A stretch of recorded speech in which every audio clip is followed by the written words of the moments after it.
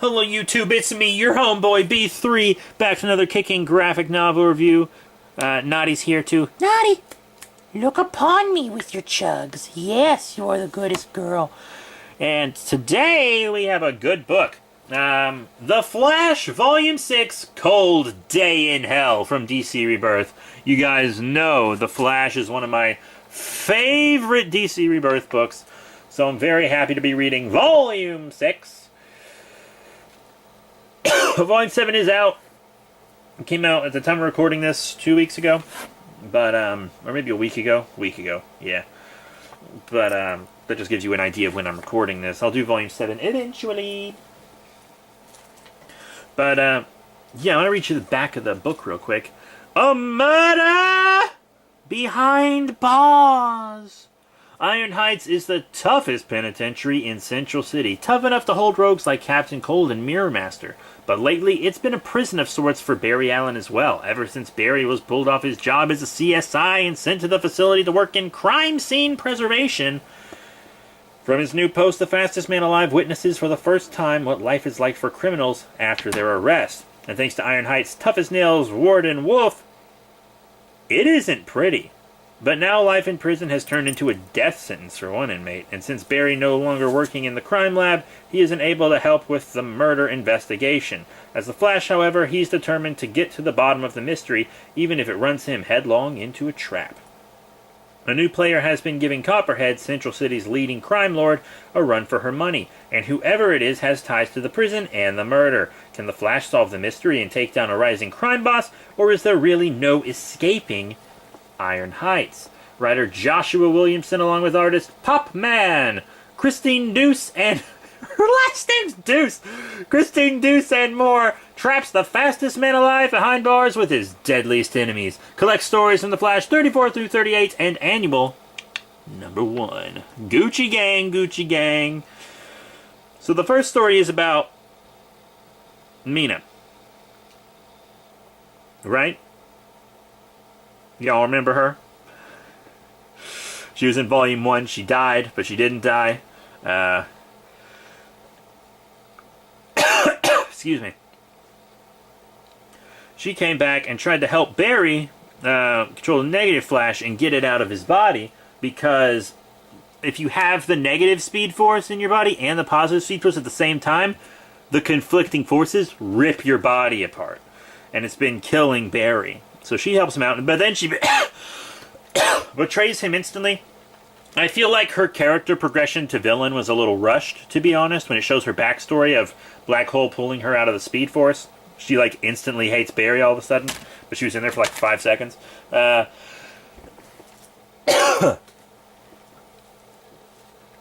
think her progression to villain was rushed. But, oh, sorry about that. But, Black Hole pins him down, uses speed restraint on him, and then she rips the negative Speed Force out of his body, puts it into her, and she becomes the negative Flash. Hope we get an action figure of her, because she looks really cool. But, so she does that, runs off, and then there's this dude, Rajan, the Master of Lightning, who she's working for, who's this really dope motherfucker. But then, you know, Barry's working at the prison, and the warden there seems to be cruel to the prisoners. Like, he takes the prosthetic arm from and beats a guy right out of high school, the Trickster, when he tried to escape. But, that was pretty bad, because the Trickster was taking the blame for the murder of Turbine, an ex-rogue. Remember, Turbine was in New 52. Turbine was in New 52 Flash, which sucked, but I'll still review it eventually. I just don't really want to reread it, because it sucked ass. But, yeah, you know, we get to see Bug-Eyed Bandit for like half a second, which is fun. We get to see lots of Godspeed, not as Godspeed, as August, but still. You get to see lots of Kid Flash, we get to see Copperhead, we get to see the Rogues, and it turns out the Rogues are running a criminal empire out of Iron Heights, and they're storing all their loot and stuff under Iron Heights, and they're coming and going as they please, kinda. And August offers to help them get the Flash in order to get his his metahuman restraining collar off. So he helps them catch the Flash. They're about to kill the Flash, but then August betrays the Rogues, and he was actually helping Barry the whole time. He seems a little repentant for his time as Godspeed, even though he doesn't seem to regret it that much. But then Barry goes to Iris, and he's like, Iris, I want to make things work, because remember, he and Iris kind of had a falling out. And then Wally West Flash, Barry Allen Flash, and Kid Flash all fight the Top. They kick his ass. And then the Kid Flash kind of lets it drop that Iris killed Reverse Flash, kind of in cold blood. And that really upsets Wally. And then Wally finds out that Barry was trying to manipulate him and Iris into meeting and stuff. Excuse me. And then Wally remembers one of his old girlfriends, Magenta. And he's like, hey, I should go see if she remembers me. And then he awakens her memories and also her powers. They scuffle for a bit. They do some stuff.